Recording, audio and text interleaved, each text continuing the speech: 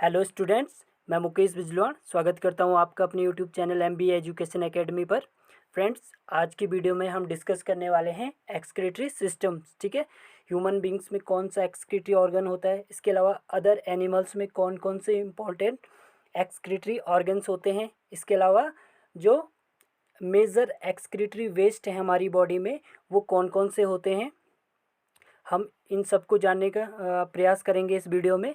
तो friends, normally क्या होता है कि एनिमल्स अपने भोजन के साथ बहुत से कार्बनिक और कार्बनिक पदार्थों का क्या करते हैं, एक्यूमुलेशन करते हैं। ठीक है, वो क्या करते हैं, अमोनिया, यूरिया, यूरिक एसिड, इसके अलावा कार्बन डाइऑक्साइड्स, वाटर, कुछ ion, sodium ion, potassium ion, sulphate, phosphate etcetera, ये सब क्या है अपने भोजन के साथ एक्यूमुलेट कर लेते हैं, मतलब भोजन के साथ इन्हें ग्रहण कर लेते हैं। ठीक है, डायरेक्टली और इनडायरेक्टली। अब क्या होता है कि जो इम्पोर्टेंट, जितनी हमारी शरीर को आवश्यकता होगी वो तो हमारा शरीर हमारी मेटाबॉलिक एक्टिविटी में क्या होगा, खर्च हो जाएगा। मेटाबॉलिक एक्टिविटी में वो पूरा वो यूटिलाइज हो जाएगा। ठीक है, लेकिन क्या होता है जब इनकी एक्सेस अमाउंट हो जाती है हमारी बॉडी में, तो इनको बॉडी से बाहर निकालना बहुत ज़रूरी होता है। अगर ये बॉडी में ही रह जाएंगे तो ये हमारी बॉडी को कुछ ना कुछ हार्मफुल एक्टिविटीज़ हमारी बॉडी के अंदर कर देंगे। ठीक है, कोई ना कोई डिसऑर्डर हमें हो जाएगा। ठीक है, तो इसलिए इन सब का एक्सक्रीशन बॉडी से होना बहुत ही आवश्यक होता है। इसीलिए एनिमल्स में डिफरेंट प्रकार के क्या होते हैं, एक्सक्रीटरी ऑर्गन्स होते हैं, ताकि ये सब मेटाबॉलिक एक्टिविटी के बाद जो वेस्ट बच जाता है वो वेस्ट क्या हो, एक्सक्रीट हो सके, बाहर बॉडी से बाहर आ सके। जो मेटाबॉलिक वेस्ट हैं वो किडनी के द्वारा फिल्ट्रेट होकर यूरिन के फॉर्म में क्या होते हैं, बाहर निकल जाते हैं। तो फ्रेंड्स, अब हम किडनी को समझने से पहले कुछ इम्पोर्टेंट टर्म्स मैं आपको बता देता हूँ, जो कि पेपर के प्रोस्पेक्टिव से बहुत ही इम्पोर्टेंट होते हैं। ठीक है, तो आप बने रहिए मेरे साथ। तो फ्रेंड्स, जैसे कि आप देख पा रहे हैं कि मैंने यहाँ पे हैंड रिटन नोट्स यहाँ पे ले रखे हैं, ताकि आपको समझने में ज़्यादा दिक्कत ना हो, क्योंकि जो बुक्स होती हैं उनकी जो लैंग्वेज होती है वो बहुत ही वास्ट होती है और उन्हें समझने के लिए हमें काफ़ी टाइम लग जाता है। तो हैंड रिटन नोट से आपको आसानी से ये समझ में आ जाएगा। ठीक है, तो इसमें सबसे पहला टर्म है होम्योस्टैसिस। ठीक है, तो होम्योस्टैसिस एक ग्रीक वर्ड है। ठीक है, यह जो वर्ड लिया गया है यह ग्रीक वर्ड से लिया गया है, जिस ग्रीक में एक वर्ड है जिसका नाम है होम्योज। उसका मीनिंग होता है सेम, एंड स्टैसिस जो है इसका मीनिंग होता है स्टैंडिंग। ठीक है, homeostasis is the maintenance of a constant internal environment. ये वेरी वेरी इंपॉर्टेंट यहाँ पे डेफिनेशन है, आपको ध्यान में रखनी है। ये आपके बहुत आगे तक काम आएगी अगर आप BSc, MSc, graduation, post graduation कुछ भी करते हैं, वहाँ पे भी ये टर्म्स यूज़ होते हैं। ठीक है, तो homeostasis is the maintenance of constant internal environment. इसका मीनिंग क्या है, इसका मीनिंग है कि आपका आपकी जो बॉडी का टेम्परेचर है वो क्या होता है, रिमेन्स कांस्टेंट। ये इंटरनल की बात हो रही है, इंटरनल बॉडी टेम्परेचर वो क्या होता है, कांस्टेंट होता है। इसका मतलब क्या है, अगर आप कहीं ठंडे इलाके में चले गए या फिर आप कहीं ठंडी झील में चले गए, ठीक है, कहीं स्विमिंग पूल में चले गए, कहीं बहुत वहाँ का पानी क्या है, बहुत ठंडा है, अब आप वहाँ नहाने लग गए, तो ऐसा नहीं है कि आप कुछ देर नहाने के बाद आपकी बॉडी क्या हो जाएगी, उस पानी की तरह ठंडी हो जाएगी। ऐसा नहीं होता। ठीक है, आपका जो इंटरनल एनवायरनमेंट है वो कांस्टेंट रहता है। ठीक है, ठीक है, तो बोलने का मतलब ये है कि हमारी बॉडी का जो इंटरनल टेम्परेचर और एनवायरनमेंट है, ठीक है, वो क्या होता है, कांस्टेंट रहता है। ठीक है, the importance of stability of internal environment was first realized by the French physiologist Claude Bernard. Claude Bernard एक फ्रेंच फिजियोलॉजिस्ट थे, जिन्होंने 1857 में क्या दिया, ये इसकी इम्पोर्टेंस बताई। ठीक है, इन्होंने ये टर्म नहीं दिया होम्योस्टैसिस, इन्होंने नहीं दिया था, लेकिन इन्होंने बताया था कि जो एनिमल्स होते हैं उनके अंदर क्या होता है, एक स्टेबिलिटी होती है, एक कांस्टेंट इंटरनल इन्वायरमेंट की। ठीक है, ये उनमें क्या एक प्रक्रिया पाई जाती है। ठीक है, इन्हें father of modern experimental physiology भी कहा जाता है। ठीक है, तो ये एक्स्ट्रा पॉइंट हो गया। ठीक है, the term homeostasis was introduced by Walter Bradford Cannon, ठीक है, 1929, ठीक है। वॉल्टर ब्रैडफोर्ड कैनन ने टर्म होम्योस्टैसिस दिया था, तो ये आपको ध्यान में रखना है, ठीक है। अब ये इतनी सारी जो चीज़ें आपको बताई गई वो किस लिए बताई गई, क्योंकि आपकी एनसीईआरटी में ऑस्मो रेगुलेशन वर्ड दिया हुआ है, और ये जो ऑस्मो रेगुलेशन वर्ड है इसका मीनिंग्स भी क्या होता है, सेम होता है। जैसे होम्योस्टैसिस है, वही क्या है, होम्योस्टैसिस का ही एक पार्ट होता है ऑस्मो रेगुलेशन। तो homeostasis includes osmo regulation which is the regulation of solute and water movement in animals, ठीक है। तो ऑस्मो रेगुलेशन क्या करता है, रेगुलेट करता है solute and water movement in animals. इसके अलावा दो वर्ड्स और हैं यहाँ पे, एक है ऑस्मो कन्फॉर्मर्स, ठीक है। Osmoconformers are those animals that do not actively control the osmotic condition of their body fluid, ठीक है। इसका मतलब क्या है, इनमें जो बॉडी फ्लूइड है उसका जो आयोनिक बैलेंस है, ये एनिमल्स उसको बैलेंस नहीं कर पाते, ठीक है। और ये क्या करते हैं, and changes it according to the osmolarity of medium, ठीक है। तो ये क्या करते हैं, जो मीडियम की ऑस्मोलरिटी होगी उसके अकॉर्डिंग उसको चेंज कर देते हैं अपनी बॉडी को। दैट मीन्स कि अगर कहीं पे बहुत साल्टिक कंडीशन होगी तो इनकी बॉडी भी क्या होगी, चेंज हो जाएगी उस सॉल्टिक कंडीशन के अकॉर्डिंग। या फिर कहीं पे बहुत ठंडी जगह है तो ये फिर उस ठंड के अकॉर्डिंग अपने आप को एडजस्ट कर लेते हैं, ठीक है। इसके जो एग्जांपल्स हैं, जैसे all marine invertebrates, all marine invertebrates, some fresh water invertebrates, ठीक है, एंड हैगफिश, हैगफिश इसमें ये सब क्या है, इसके एग्जांपल्स हैं ऑस्मो कन्फॉर्मर्स। मतलब एक बार दोबारा बता देता हूँ कि जो वो एनिमल्स जो अपने बॉडी के जो कांस्टेंट इंटरनल एनवायरनमेंट है उसको कांस्टेंट नहीं रख पाते, ठीक है, उसको स्टेबल नहीं रख पाते, और वो क्या करते हैं, एनवायरनमेंट की कंडीशन के हिसाब से अपने आप को एडजस्ट कर लेते हैं, ठीक है। नेक्स्ट देखते हैं ऑस्मो रेगुलेटर्स। ऑस्मो रेगुलेटर्स वो एनिमल्स होते हैं जिनमें क्या होता है, जो अपनी बॉडी के पीएच को क्या करते हैं, कंट्रोल कर देते हैं, ठीक है। ऑस्मोलरिटी, बॉडी की ऑस्मोलरिटी को कंट्रोल कर देते हैं, ठीक है। जैसे कि हम ह्यूमन बींग्स भी इसमें आते हैं। इसके लिए मोस्ट वर्टिब्रेट्स, ठीक है, एक्सेप्ट हैगफिश। देखो हैगफिश जो है वो वर्टिब्रेट्स है, लेकिन ये कहाँ पे, ऑस्मो कन्फॉर्मर्स में, ठीक है। तो फ्रेंड्स अब हम देखेंगे excretory organs in different animals. ये वेरी इंपॉर्टेंट टॉपिक है, पेपर में यहाँ से एक ना एक क्वेश्चन हमेशा पूछा जाता है, तो ये हम यहाँ पे डिस्कस करेंगे। फ्रेंड्स सबसे पहले है प्रोटोनेफ्रिडिया, या जिसे फ्लेम सेल्स कहते हैं, और इसी को सोलेनोसाइट्स कहते हैं। तो ये वेरी वेरी इंपॉर्टेंट है अकॉर्डिंग टू पेपर्स प्रोस्पेक्टिव्स, ठीक है। इसके जो एग्जांपल्स हैं कि ये जो स्ट्रक्चर हैं एक्सक्रीटरी ऑर्गन है, ये किस में पाए जाते हैं, प्रोटोनेफ्रिडिया, फ्लेम सेल्स या सोलेनोसाइट्स, ये एक ही के नाम है, ठीक है। इसी को प्रोटोनेफ्रिडिया भी कहा जाता है, फ्लेम सेल्स भी और सोलेनोसाइट्स भी। तो इसके जो एग्जांपल्स हैं Platyhelminthes, rotifers, some annelids and cephalochordates. Cephalochordates में भी कौन, एम्फिऑक्सस। तो आपको ये ध्यान में रखना है। दूसरा है रेनेट सेल्स, और इनका काम क्या होता है, ये जो प्रोटोनेफ्रिडिया है ये ऑस्मो रेगुलेशन का काम करते हैं, मतलब बॉडी के पीएच को मेंटेन रखने का काम। इसीलिए मैंने वहाँ पे वो पीछे होम्योस्टैसिस आपको पढ़ाया ताकि आपको ये ऑस्मो रेगुलेशन का पता चल सके।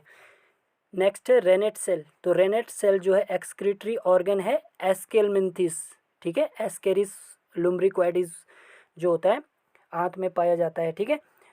तो ये इसमें रेनेट सेल होती है एक्सक्रीटरी ऑर्गन। इसके अलावा नेफ्रेडिया और समटाइम्स इसे मेटानेफ्रेडिया भी कहा जाता है। तो ये जो स्ट्रक्चर है excretory structure of earthworms and other annelids, nephridia या फिर मेटानेफ्रिडिया होगा, ठीक है, लिखा हुआ कुछ भी हो सकता है दोनों में से। जो अब नेक्स्ट है मेलपिगियन ट्यूब्यूल्स। मेलपिगियन ट्यूब्यूल्स जो है ये इंसेक्ट्स में पाया जाता है, ऑर्थोपोडा में इंसेक्ट्स में क्या पाया जाता है, मेलपिगियन ट्यूब्यूल्स। अगर नेक्स्ट की बात करें तो कॉक्सल ग्लैंड ये भी ऑर्थोपोडा में ही पाया जाता है, लेकिन उसकी एक क्लास है एरेक्निडा, ठीक है। मेलपिगियन ट्यूब्यूल्स किस में थी? इंसेक्टा में, इंसेक्टा जो क्लास है। कॉक्सल ग्लैंड है एरेक्निडा में, ठीक है। नेक्स्ट है ग्रीन ग्लैंड या एंटिनल ग्लैंड, ये वेरी वेरी इंपॉर्टेंट है, ठीक है। अगर आप नीट का पेपर दोगे तो वहाँ भी ये पूछे जाते हैं। तो ये ग्रीन ग्लैंड और एंटिनल ग्लैंड क्रस्टेशिया, ये भी क्लास है ऑर्थोपोडा की। तो ये आपको तीनों ध्यान में रखने हैं, ठीक है। इसके बाद है organ of Bojanus and Keber's organ, Keber's organ, ठीक है, कैबर्स ऑर्गन। ये जो एक्सक्रीटरी स्ट्रक्चर है मोलस्का का है, ठीक है, आपको ध्यान में रखना है। और नेक्स्ट है किडनी। तो किडनी तो आपको पता ही है, किडनी में भी 3 प्रकार की होती हैं, प्रोनेफ्रोज, मीजोनेफ्रोज एंड मेटानेफ्रोज। अब प्रोनेफ्रोज जो होते हैं ये इम्ब्रियोनिक इन वर्टिब्रेट्स, ठीक है, जो वर्टिब्रेट्स की जो इम्ब्रियोनिक जो इम्ब्रियोज होते हैं, ठीक है, उनमें ये पाई जाती है प्रोनेफ्रोज, ठीक है। इसके अलावा फ्रॉग के टेडपोल में भी जो है प्रोनेफ्रोज जो है किडनी पाई जाती है।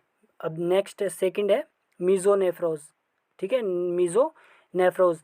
तो ये है, या इसको ऑफिस्टोनेफ्रोज कहा जाता है, मीजोनेफ्रोज या ऑफिस्टोनेफ्रोज। ये एमनियोटा में पाई जाती है।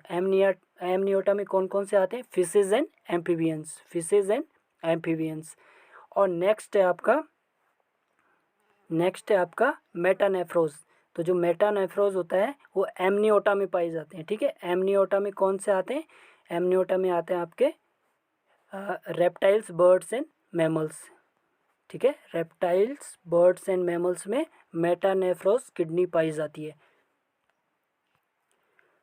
तो फ्रेंड्स अब हम डिस्कस करेंगे एक्सक्रीटरी वेस्ट, जो मेजर एक्सक्रीटरी वेस्ट हैं, और जो आपके एनसीईआरटी ने दे रखे हैं वो 3 मेजर एक्सक्रीटरी वेस्ट दे रखे हैं। एक है अमोनिया, ठीक है, दूसरा यूरिया एंड तीसरा यूरिक एसिड, ठीक है। इनको अब हम यहाँ पे देखते हैं, ठीक है। फर्स्ट है अमोनिया, ठीक है। Ammonia is readily soluble, highly toxic in nature, ठीक है, is generally excreted by diffusion across body surface और थ्रू गिल सरफेस, ठीक है।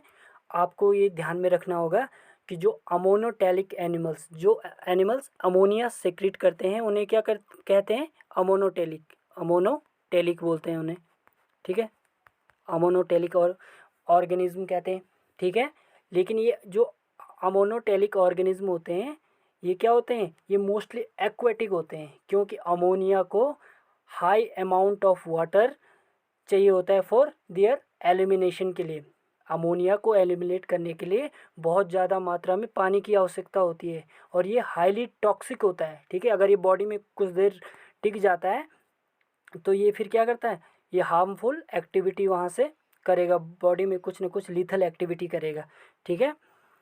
तो इसलिए ये जो मेजर एक्सक्रीटरी ऑर्गन है ये किसका है? एक्वेटिक एनिमल्स का, ठीक है। इसके अलावा the process of excreting ammonia is called ammonotelism, ठीक है। और जो एनिमल्स होते हैं उन्हें अमोनोटेलिक एनिमल्स कहते हैं, ठीक है। It requires high water for their elimination, ठीक है, जो जैसा मैंने अभी बताया, ठीक है। और it is by product of amino acids, protein and amino acids, ठीक है।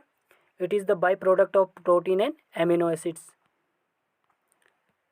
इसका एग्जाम्पल अगर आप देखेंगे, मैनी बोनी फिशेज आप जानते हैं ऑस्ट्रिक्थीज की मेंबर्स होते हैं, जैसे रोहू, कैटला, ठीक है। इसके अलावा जो हिप्पोकैम्पस होते हैं, ठीक है। इसके अलावा एक्वेटिक एम्फीबियंस में, इसके अलावा एक्वेटिक इंसेक्ट्स, मतलब आप समझ गए होंगे, जो एक्वेटिक एनिमल्स हैं उनमें अमोनिया जो है मेजर एक्सक्रीटरी ऑर्गन होता है, ठीक है। अब हम नेक्स्ट देखते हैं, नेक्स्ट है यूरिया, ठीक है, नेक्स्ट है urea.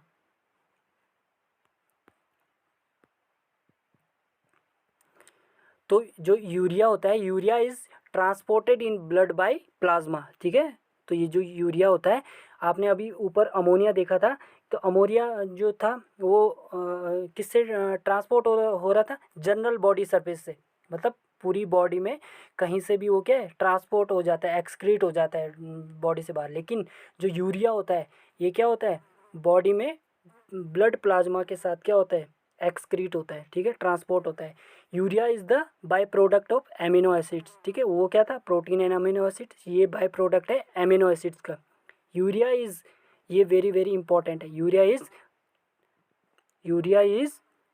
100,000 times less toxic, less soluble in water than ammonia, ठीक है, ये वेरी वेरी इंपॉर्टेंट पॉइंट है। यूरिया क्या है जो अमोनिया की तुलना में क्या है नेग्लिजिबल क्या है टॉक्सिक है। अमोनिया के हाईली हाईली हाईली टॉक्सिक होता है और हाईली सॉल्युबल होता है, लेकिन यूरिया लेस सॉल्युबल होता है वाटर में, ठीक है, और लेस टॉक्सिक होता है।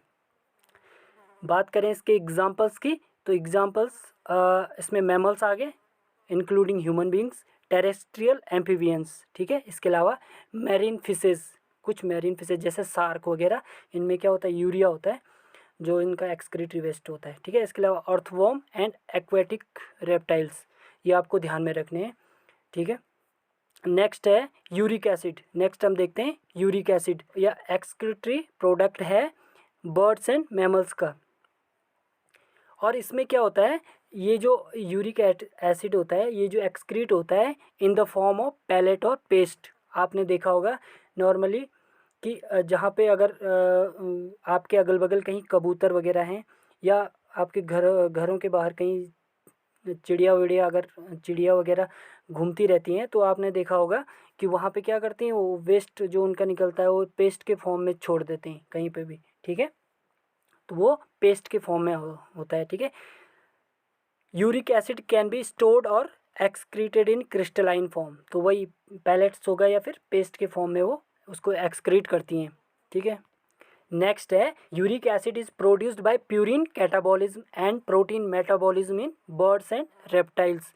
तो ये वेरी वेरी इंपॉर्टेंट पॉइंट्स हैं कि क्या करता है प्यूरिन के कैटाबॉलिज्म से एंड प्रोटीन के मेटाबॉलिज्म से किस में बनता है बर्ड्स एंड रेप्टाइल्स में, ठीक है। The animals are called uricotelic animals. एक और इम्पोर्टेंट बात, ऊपर जो हमने यूरिया पढ़ा मैमल्स के केस में उसे यूरियोटैलिक बोलते हैं, उससे पहले अमोनिया पढ़ा अमोनोटैलिक बोलते हैं। यहाँ पे इन एनिमल्स को यूरिकोटैलिक एनिमल्स कहते हैं, ठीक है। इसमें examples reptiles, birds, land snails and insects, इन सब में क्या होता है यूरिक एसिड जो होता है एक्सक्रीटरी वेस्ट होता है। इसके अलावा कुछ और होते हैं, ठीक है। एनसीईआरटी ने तो ये तीनों दे रखे हैं लेकिन इसके अलावा कुछ और भी होते हैं, मैं यहाँ पे बता देता हूँ। इसके अलावा नेक्स्ट है एमिनोटैलिक, मतलब जिनमें क्या होगा एक्सक्रीटरी जो वेस्ट होता है एमिनो एसिड के फॉर्म में होगा, ठीक है। The animals which secrete amino acids, ठीक है, तो इसमें यूनियो हो गया, लिमनिया एंड एस्टेरियास, ठीक है, ये इसके एग्जाम्पल्स हो गए। और एक्सक्रीटरी प्रोडक्ट ऑफ स्पाइडर, ये भी इम्पोर्टेंट है, इसमें जो एक्सक्रीटरी प्रोडक्ट होता है वो होता है ग्वानिन, ठीक है, आपको ये भी ध्यान में रखना है। तो फ्रेंड्स अब हम यहाँ पे देखते हैं ह्यूमन एक्सक्रीटरी सिस्टम, ठीक है, ह्यूमन एक्सक्रीटरी सिस्टम, ठीक है। अब ह्यूमन के केस में जो एक्सक्रीटरी ऑर्गन होता है अभी हमने पीछे देखा था कि ह्यूमन के केस में जो है वो है किडनी, ठीक है। Human excretory system consist of a pair of kidneys, one pair of ureters, a urinary bladder and urethra, ठीक है। तो क्या क्या होते हैं एक पेयर किडनी होंगी दोनों साइड से होती है हमारे, ठीक है। इसके अलावा वन पेयर ऑफ यूरेटर्स जो मूत्र नली बोलते हैं जिन्हें, ठीक है, यूरिनरी ब्लैडर, ठीक है, मूत्राशय, एंड यूरिथ्रा जो मूत्र मार्ग होता है, ठीक है। इसके अलावा किडनी की अगर ओरिजिन की बात करें तो ये मिजोडर्मल ओरिजिन होता है। आप जानते हैं हमारी बॉडी में जो जर्म लेयर होती हैं तीन, एक्टोडर्म, मिजोडर्म एंड इंडोडर्म, तो जो किडनी का ओरिजिन है वो है मिजोडर्म, ठीक है। अब इसकी संरचना देख लेते हैं कैसे कैसे होता है।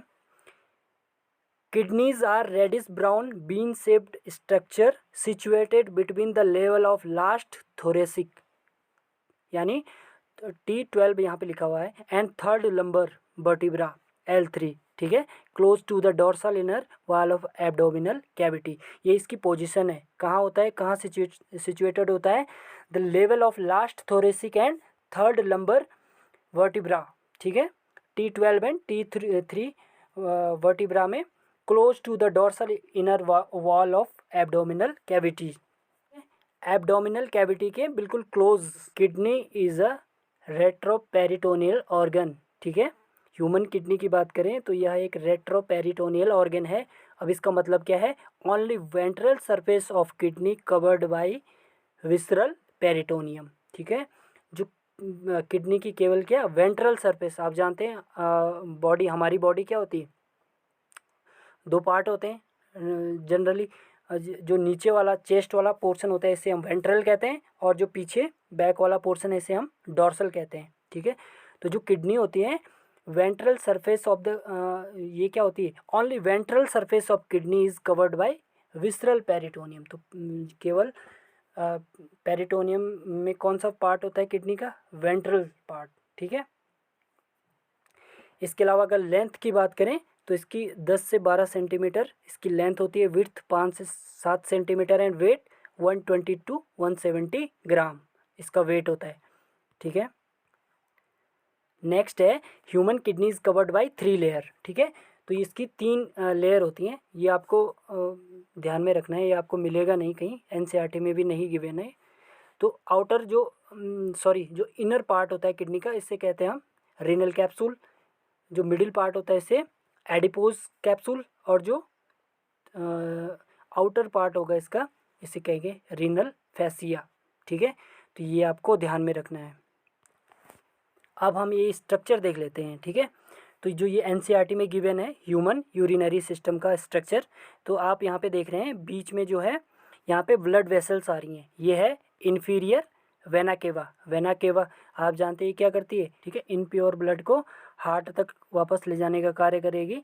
किडनी से जो इनप्योर ब्लड होगा उसको हार्ट तक पहुँचाने का काम इसका होगा, ठीक है, इन्फीरियर वेना केवा का। और जो यहाँ पे ये है ऑटा, ठीक है, इसको क्या बोलेंगे? ऑटा बोलेंगे। ये जो ऑटा होगा इसका कार्य होगा जो प्योर ब्लड होगा हार्ट से वो किडनी तक पहुंचाने का कार्य करता है। अब उस ब्लड में, इसी ब्लड में क्या होता है?